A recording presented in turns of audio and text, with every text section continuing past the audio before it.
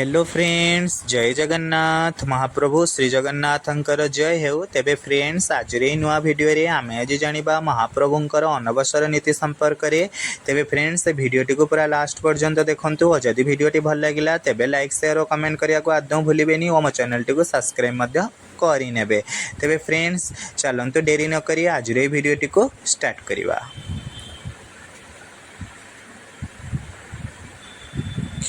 जगदीश सुदीश भवेश विभो परमेश परात् परपूतपीतः प्रणतः पतितं हतबुद्धिवलं जनतारणताराय तापितकं नीलाचल निवासाय नित्याय परमात्मने बलभद्र सुभद्राभ्यां जगन्नाथाय ते नमः। तेबे फ्रेंड्स, आज नुआ वीडियो रे आमे आज जानिबा महाप्रभुंकर अनवसर नीति संपर्क रे। तेबे फ्रेंड्स, अनवसर नीति अत्यंत गुप्त नीति होई थाए। तेबे देवस्नान पूर्णमी परे श्रीजू माने जो गजानन वेश अनुष्ठित होता है बा श्रीजू मानकर जो गजानन वेश अनुष्ठित होता है वह जे पुष्प अलंकार रे आच्छादित होई अत्यधिक स्नान करने हेतु श्रीजू माने अस्वस्थ हो पड़ती एवं अनवसर गृह रे अवस्थान करती और यह नवकलेबर पूर्वर यही विधि महा अणवसर नाम ख्यात। तेबे फ्रेंड्स, पुरी रे महाप्रभु मानवीय लीला करिथांती। जेपरी गोटे साधारण मनुष्य जेपरी अत्यधिक स्नान करने हेतु बा ता शरीर में अत्यधिक शीतलता वृद्धि हेतु ताहाकु जेपरी ज्वर होता है, ठीक सेहीपरि भाव में मानवीय लीला अनुसार महाप्रभु मध्य एठारे असुस्थ हो पड़ती अत्यधिक स्नान करने हेतु। तेबे फ्रेंड्स, अणवसर बा अणसर हूँ दुई प्रकार, गोटे साधारण अणसर गोटे महा अणसर। साधारण अणसर यह 15 दिन प्रतिवर्ष गुंडीचा बा रथयात्रा पूर्व पालित होते और महा अणसर अणसर प्रतिवर्ष गुंडीचा बा रथयात्रा पूर्व 15 दिन पालित हुए। यह महा अणसर 45 दिन प्रति नवकलेबर पूर्व पालित होता है, जे सबरे महाप्रभुंकर घट परिवर्तन बा ब्रह्म परिवर्तन होता है और महाप्रभु नूतन विग्रह रे स्थापित होता।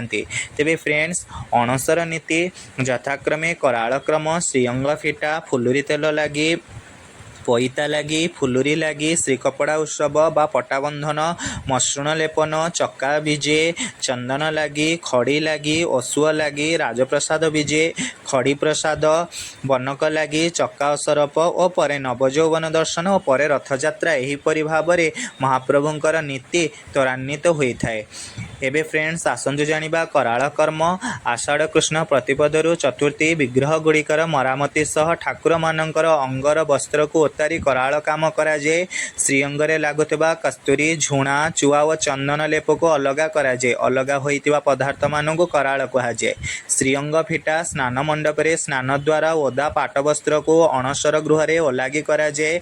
यहाको श्रीअंग फिटा कहा जाए। एही समय रे दारू रूप को कराल रूप करा जाए। श्रीअंग फिटा और कराल हेउची श्रीअंग निरापत्ता पई एक प्रतिषेधक व्यवस्था। परे फुलुरी तेल लगी आषाढ़ कृष्ण पंचमी रु सप्तमी बड़ ओडिया मठ एही सेवा पई आवश्यक पदार्थ यथाक्रमे कर्पूर चुआ फरक पिंगल और राशि तेल जोगाई थांती। यह प्रति वर्ष बा पूर्व वर्ष यह हेरा पंचमी ठारू माटी तले पोता होई रखा जाई थाए। यह गोटे वर्ष पर्यंत रही थाए। परे होची पैता लगी अनसर केतेक स्वतंत्र नीति रे पाटकना को छेची विग्रह मानक देहरे छकी पड़िला भली बंधा जाए। यह उपरे चंदन लगी करा जाए। यह को पैता लगी कहा जाए। विग्रह रे जो लेप दिया जाए ताहा ए पैता लगी पर दृढ़ होता है। परे होची फुलुरी लगी पैता लगी परे फुलुरी तेल लगी हुए। यह को मध्य श्रीतैल कहा जाए। ओडिया मठ पक्षर विधि अनुसार प्रस्तुत यही तेल अणसर सप्तम दिन रे लगी करा जाए। विग्रह रे यही तेल घसा जाए और परे महाप्रभु बा श्रीजीव माने सुस्थ मध्य होई थांती। परे श्रीकपड़ा उत्सव बा पटाबंधन आषाढ़ कृष्ण अष्टमी यही दिन श्रीजीव मानू कपड़ा बंधन करा जाए। श्रीतैल घसा जिबा परे क्षीर अरुआ चाउल रंधा जाए पटसूत्र रे मर्दन करा जाए बंधा जाए। यही पटसूत्र श्रीअंग लगी होइतिबारु यहाको श्रीकपड़ा मध्य कहा जाए। ଏହାପରେ ମସୃଣା ଲେପନ ଆଷାଢ଼ କୃଷ୍ଣ ନବମୀ ଶ୍ରୀ କପଡ଼ା ବନ୍ଧାଯିବା ପରେ ସର୍ବାଙ୍ଗରେ ଏକ ଲେପ ଦିଆଯାଏ।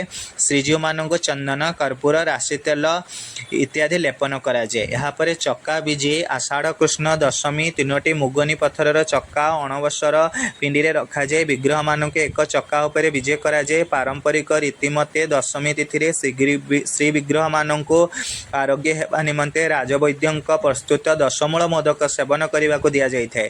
ଦଶମୂଳ ମୋଦକ ଯଥାକ୍ରମେ ବେଲ ଛେଲି ଗମ୍ଭାରୀ ଫଣଫଣା ଅଗବଥୁ କୃଷ୍ଣପର୍ଣ୍ଣି ଶାଳପର୍ଣ୍ଣି ଅକ୍ରାନ୍ତି ପାଟେଳି ଓ ଲମ୍ବିକୋଳି ଆଦି ଚେରମୂଳିରୁ ପ୍ରସ୍ତୁତ କରାଯାଇଥାଏ।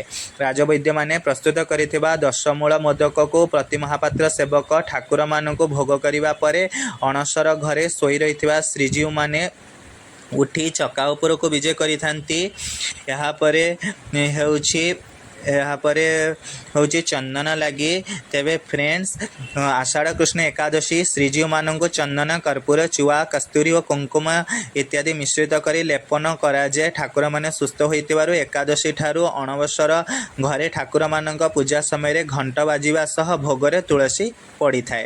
ଏହାପରେ ଖଡ଼ି ଲାଗି ସେହିଦିନ ରାତିରେ ଶ୍ରୀବିଗ୍ରହମାନଙ୍କୁ ଖଡ଼ି ଲେପ ଦିଆଯାଏ। ଏହାପରେ ଓଷୁଅ ଲାଗି ଆଷାଢ଼ କୃଷ୍ଣ ଦ୍ୱାଦଶୀ ମହାପ୍ରଭୁଙ୍କର ଦେହରେ ଯେଉଁ ଔଷଧ ଲାଗି ହୁଏ ତାହା ଏକ ସ୍ୱତନ୍ତ୍ର ପଦ୍ଧତିରେ ପ୍ରସ୍ତୁତ ହୁଏ। ରାଶି ତେଲରେ ଝୁଣା କର୍ପୂର କସ୍ତୁରୀ କେତେକ ସୁଗନ୍ଧିତ ଦ୍ରବ୍ୟ ମିଶାଇ ଏହା ରନ୍ଧାଯାଏ। ଶ୍ରୀଅଙ୍ଗରୁ ଯେଉଁ ଔଷଧ କରାଳ ଚନ୍ଦନ ଓ ପାଟ ଡୋର ଝଡ଼ି ପଡ଼େ ତାହାକୁ ରୂପା ଥାଳିରେ ସଂଗ୍ରହ ହୁଏ। ଏହାକୁ ନିର୍ମାଲ୍ୟ କୁହାଯାଏ। ୟାକୁ ନେଇ ଦୈତାପତି ଓ ଶ୍ରୀପତି ମହାପାତ୍ର ସେବକ ଶ୍ରୀନଅରକୁ ଯାଇ ଜଗନ୍ନାଥଙ୍କ ସୁସ୍ଥ ହେବା ଖବର ଦେଇଥାନ୍ତି। ଏହାପରେ ଖଡ଼ି ପ୍ରସାଦ ଅଣବସର ତ୍ରୟୋଦଶୀ ଆଷାଢ଼ କୃଷ୍ଣ ତ୍ରୟୋଦଶୀ ଶ୍ରୀଜୀଉମାନଙ୍କର ଘଣା ଲାଗି ଓ ପାଟ ଦୋରି ଖଡ଼ି ପ୍ରସାଦ ଓ ଖଳି ପ୍ରସାଦ ଲାଗି ହୁଏ। ଗହମ ଗୁଣ୍ଡ କନାରେ ଛଣା ହୋଇ ଖଳି ପ୍ରସାଦ ପ୍ରସ୍ତୁତ କରାଯାଏ ଏବଂ ଶଙ୍ଖକୁ ପୋଡ଼ି ଯେଉଁ ଭସ୍ମ ବାହାରେ ତାହା ଖଳି ପ୍ରସାଦ ଭାବେ ବିଦିତ।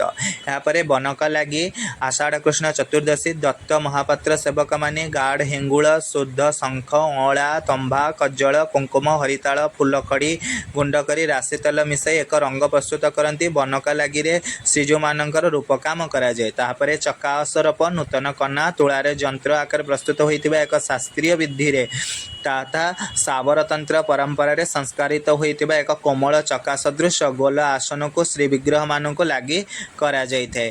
ଏହା ହିଁ ଅଣବସର ଦିନର ବା ଶେଷ ଦିବସ ଅଟେ। ଏହାପରେ ଯେଉଁମାନେ ନବଯୌବନ ଦର୍ଶନ ଆଷାଢ଼ ଅମାବାସ୍ୟା ଉଭା ଅମାବାସ୍ୟା ଏହି ଦିନ ନୂତନ ଚିତ୍ରିତ ଠାକୁରମାନଙ୍କୁ ସର୍ବସାଧାରଣ ଦର୍ଶନ ନିମନ୍ତେ ଉଭା କରାଯାଏ। ଏହାପରେ ମହାପ୍ରଭୁଙ୍କର ରଥଯାତ୍ରା ଅନୁଷ୍ଠିତ ହୋଇଥାଏ। ତେବେ ଫ୍ରେଣ୍ଡସ୍, ଆଜିର ଏହି ଭିଡ଼ିଓଟି କେମିତି ଲାଗିଲା ନିଶ୍ଚୟ କମେଣ୍ଟ ମାଧ୍ୟମରେ ଜଣାଇବେ। ଯଦି ଭଲ ଲାଗିଲା ତେବେ ଲାଇକ୍ ସେୟାର ଓ କମେଣ୍ଟ କରିବାକୁ ଆଦୌ ଭୁଲିବେନି ଓ ମୋ ଚ୍ୟାନେଲଟିକୁ ସବସ୍କ୍ରାଇବ୍ ମଧ୍ୟ କରିନେବେ। ତେବେ ଫ୍ରେଣ୍ଡସ୍, ଆଜି ପାଇଁ ମୁଁ ରହୁଛି। Till then take care.